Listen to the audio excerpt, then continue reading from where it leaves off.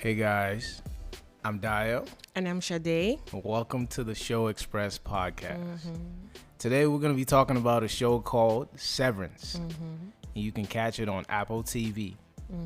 Don't forget to follow us, rate us, and share. All right, let's get to it. So just a subtle reminder, we might be dropping some spoilers in this episode. But if you've watched the show before, this is a good episode to listen to reminisce on the show. This goes for other episodes in the Show Express podcast. You know, we still want you to listen if you've watched the show before. And if you haven't, we hope we give you a good enough reason to check it out. So now let's get into this show. So Sade, take it away. Okay, let's do it. So here's a quick synopsis of the show. It's a psychological thriller, but that doesn't even begin to cut what the show is about, right? Because the catchphrases are Innie and Outie, which refers to your work and home personalities respectively. And get this, the two can never meet. Or can they? I guess time will tell.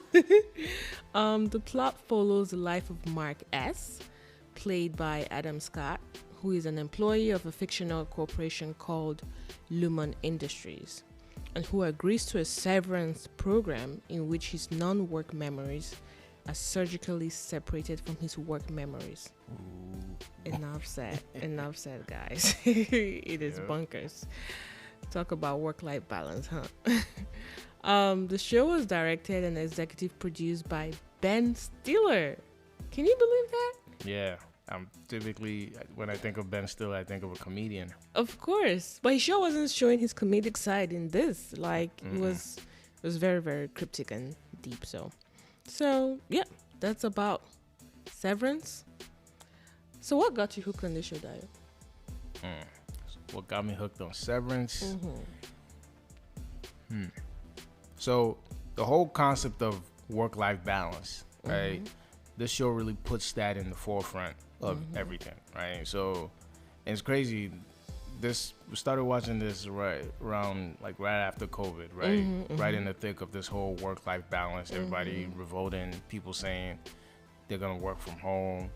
Nobody wanted to, go into the office, all of that, right? So, just recapping the whole last couple, 2 to 3 years, right? That's really one thing that really did it for me for the show, because it really put work-life balance into question and really wanted you to understand, like, okay, do you really have work-life balance? Right? So that's one question I kept asking myself throughout the show. Another piece on there was the whole employee to employer relationship, right? Like, how much authority should your employer have over you, and how much should you give it your employer when you go to work, right? So just that whole give and take scenario between employees and employers. So those are some things that kind of got me hooked on the show as to, like, okay, I think this is a good watch. All right, question for you. Who do you think gives more in that relationship, the employee or the employer? Or is it on a case-by-case basis? What do you think? That's a very interesting question. So, when you see the show, it could be different for everyone's as it could be different. But from my perspective, I think it was balanced, but it was a little too balanced, right? One thing I know you always say is, like, structure but not routine. But they had one hell of a structure that caused one hell of a routine. Too much of a structure. It's like, imagine you going into office and they're like, yeah, like the moment you step in, whatever you ate for breakfast, forget it. Forget about it. We own you. We own you till too. It's 5 o'clock. Exactly. Right. And then you don't even remember you were there till For the real. next morning. Like it's very You're just insane. like, oh shoot, I'm at home now. Where was I for the last 8 hours or whatnot? Yeah, I think they were just trying to show, like, what the extremes can look like, where, like, you need to separate your work personality from your home life, and if that was like on two extremes, what would that look like? I feel like that's what the show was trying to flesh out, which is very, like you said, cryptic and kind of morbid to watch. But anyhow, for me, watching this show just made me feel like I was high on weed, because it was intense, it was slow, like you get sucked into an alternate universe. It was crazy, like it was like a mind F, really, guys. It really pushes the boundaries of your imagination, and just it also drops some subtle messages here and there that we've kind of touched upon in this episode, and kind of makes your head spin and just food for your thought, right? So let's go into the main characters. Okay. So the main character was Mark S., played by Adam Scott. He was supposed to be a successful example of the Severance method until he wasn't. This role got him nominations for an Emmy, Golden Globes, Screen Actors Guild, and more. All well deserved because he really bodied the role. Yeah. And get this, Adam Scott is also a podcaster, just like us. Yeah, he's got good taste. I knew there was something about him. Another main character in the show is Britt Lower. The character she played was Haley R., who was an unsuccessful example of the Severance method. Like, she went haywire. Yeah. And she definitely had so much complexity to her that you find out in like the last 2 episodes. She won a Peabody and Hollywood Critics Award for this role. So that's a good one. It's funny you say Peabody, and I feel like somebody from Mass might say Peabody. Peabody A Award. Peabody Award, right? We'll actually laugh at you say Peabody, right? 'Cause there's a Well, the city in rest Mass of called us Peabody. say Peabody. Thank you, sir. All right. Peabody or Peabody Award, well, She well won deserved. something. My right. favorite character was actually Dylan G., played by Zach Cherry. Okay. This was my first time seeing him in any show whatsoever, but he was Mark S.'s office mate or seatmate, something like that. But he was a very eccentric character on the show. Like, he had this quirky sense of humor, curiosity that actually ended up fleshing out a lot in the end. So kudos to him. And he won a Peabody Award. And he was nominated for a Screen Actors Guild Award for this role. So shows he did a great job, right? Yeah, definitely did. It's funny, after that show, I started to see him in other places. I think he showed up in Succession. Yeah, he did. He had a minor role, but he showed up in Succession. Yeah, so yeah, he's definitely coming up in Hollywood. Yeah, one to watch. Yeah. Speaking of one to watch, why should we watch your show? All right, why should we watch Severance? Well, we start with the ratings, so let's give you the ratings.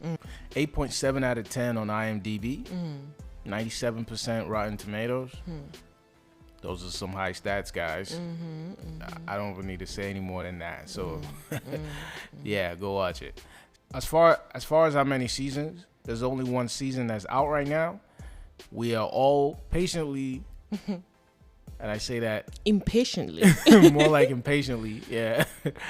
We're impatiently waiting on season 2. It began filming in October 2022 and was set to wrap up in May 2023, but was halted by the infamous or famous writer strike that happened in 2023. But it was set to resume production in May 2023, so hopefully we should expect this to be out sometime this year.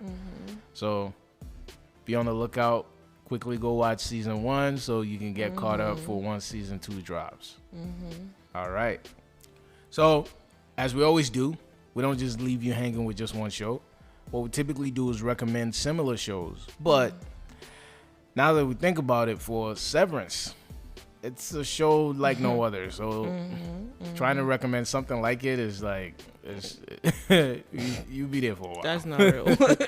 So what we ended up doing is just finding some other unicorn shows as well that are out there. First one that we have on the list is Abbott Elementary. That's a very nice show. We call it a mockumentary. And you famous mockumentaries. Yeah. Famous mockumentaries. You can catch this on Hulu, right? You can also catch it on HBO Max, Vudu, Apple TV, Amazon Prime, but mainly on Hulu. It centers around the public school system in Philly. And so it's quite funny. It's a comedy, and I guess you call it a parody. Yeah. Yeah. Another one we have on the list is Ted Lasso, exclusively on Apple TV. This is a very unconventional approach to life teachings, I guess. You wouldn't expect to find life teachings from coaching a football team, but Actual football. When we say football, we Universal talk about football. actual football that you play with your foot. So it's actually super interesting, funny comedy show. You won't be disappointed. Everybody has watched it. You even hear it referenced in the corporate setting because there's a lot of corporate, I guess, life lessons. Teachable moments. There's on how to lead a team, how to lead a dysfunctional team, or turn a dysfunctional team around, right? Last one on the list for a recommendation is Master of None. This show goes from being a comedy to a sad soap with some deep scenes, right? Aziz Ansari is the creator. He's the main character, as well as some other guys around that are centered around him. But it's a very, very good show. What's funny is it's not the top of my recommendation list, but if you get into it, it might be at the top of your recommendation list. I remember when I finished watching it, I was like, "Oh my gosh, Master of None. This is like no other show." Allora. You get it when you watch the show. If you watch it, you get that. But it's just one of those shows when you watch it, it stays with you for a bit, but then it just kind of fades out just because, I don't know, there's nothing else that kind of follows up on it, right? I don't know. I feel like I just binged it and that was it. So definitely check that show out. You like it. It's a good one. Again, we won't leave you guys hanging. So let's give you a preview as to what we'll get next episode.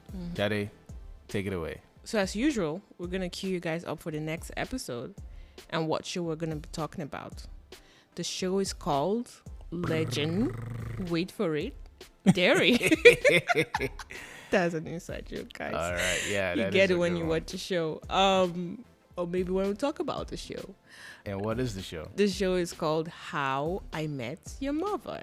Yes, sir. How I Met Your Mother. That's a good one. Yep. It's a really good one. So stay tuned. We're excited to talk about it. Like, it's a zillion episode. Yeah, it's a deep one. Yep, it's a deep one. Definitely a lot to talk about. Don't forget to follow us, rate us, and share. And follow us on social media, Instagram and Twitter. And as usual, thank you for listening. And catch you in the next one.